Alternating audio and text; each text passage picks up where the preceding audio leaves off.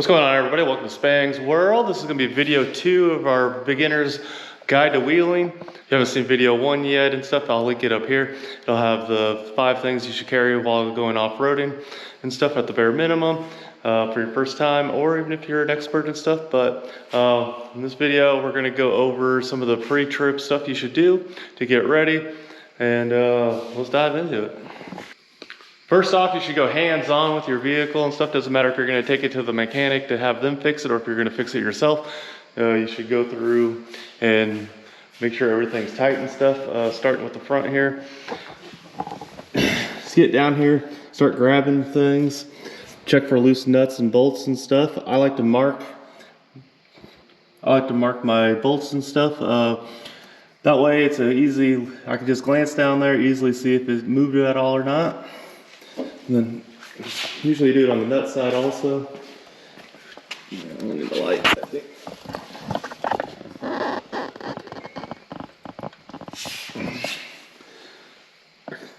I can easily look down here, see if that nut's moved or not and became loose. It's good indication and stuff. Look and see if there's anything that's out of place, looks odd, or maybe completely missing. That should be there. And then this will get you more familiar with your vehicle and stuff before you hit the trails. See how everything works and stuff. And on the rear, same thing, come through here, check all your nuts and bolts and stuff and make sure it's all tight. Last thing you want for something to break on the trail.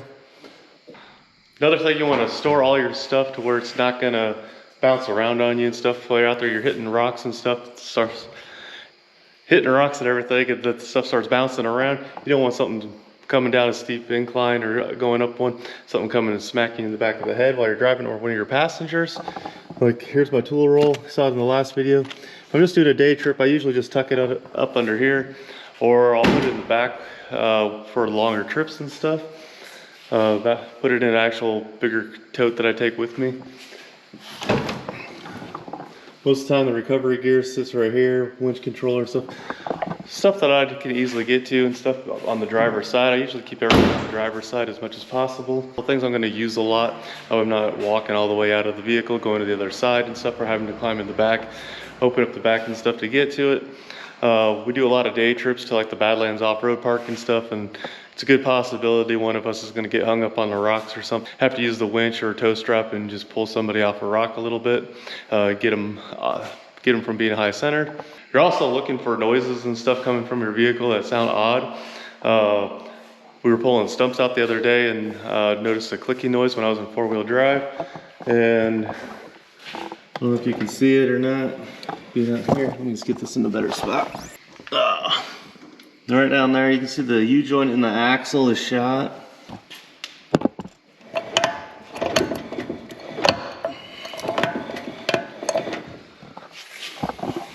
Hopefully I can get that fixed before we go wheeling this weekend, or else I'm not going to be wheeling because I really don't want that breaking on me. So, another thing you're going to want to do is pop the hood and check all your belts and fluids. Engine oil, transmission, and if you can get to the differentials and stuff, check those also, and the transfer case. I'm gonna come in here, check out your belts and stuff to make sure they're in good condition and everything. Come check your oils.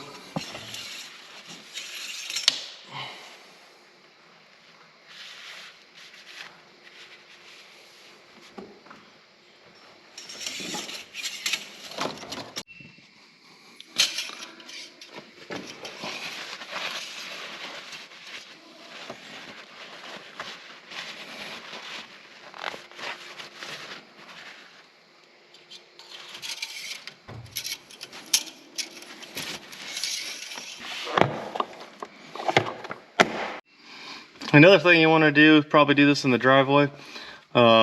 Check it. If you've never done it before, put your vehicle in 4 high, and then 4 low.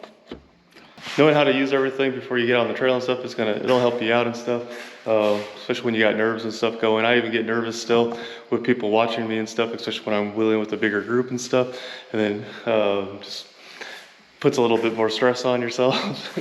knowing that someone else is watching you. If you don't have a group of friends and stuff that you're going wheeling with already and stuff, Facebook's a really good spot to meet up with people at your local off-road parks and stuff, or trails. Every state has a group of off-roaders and stuff in it. When we went up to Michigan and stuff, I jumped on the Michigan off-roaders group. I think that's what it is. And they do stuff all the time up there. Kind of jealous because they have a lot more trails and stuff than what we have here also, but that's a really good spot. Onyx Off-Road, I used that when we did our Michigan trip and stuff. It also has, using Onyx and stuff, they have on a lot of their trails, they have pictures and stuff of the trails, so you can kind of get an idea of what you're going to get into and stuff. I'll show you on the computer real quick what I'm talking about. I'm not sponsored by them or anything, but this is just what I use. All right, everyone, here we are on the computer and stuff, looking at Onyx. Right now, this is our Michigan trip. We didn't follow this exact, I mean, for the road and stuff is all in red to get up there for mainly interstate and highway travel and stuff. And you can mark everything where, like, this is a cool spot that I saw on, like, YouTube Shorts or something that popped up right before. It looked like a fun spot to hike. If we had time, we were going to hit it.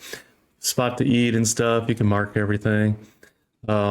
Basically about where we were staying and stuff, and then marked all these little trails that if we had time we'd hit some of them as we made our travels and stuff. Here's Silver Lake right here, but we did go there for a little bit. But if you got Onyx and stuff, and here's up Drummond Island, and then we hit this trail system in here. This was pretty fun. Not always, but some of the times there's pictures of the trails themselves, and get a good idea before you go and stuff, what type of trails and stuff you're going to be hitting. And then nothing too serious. There was quite a bit of water as we were there in a rainstorm and stuff, but we were up at like Drummond Island. Come over here, get some better idea of what the trail would look like depending on the time of year and rainfall and stuff, and when these pictures were taken, and if there's been any trail maintenance prior to.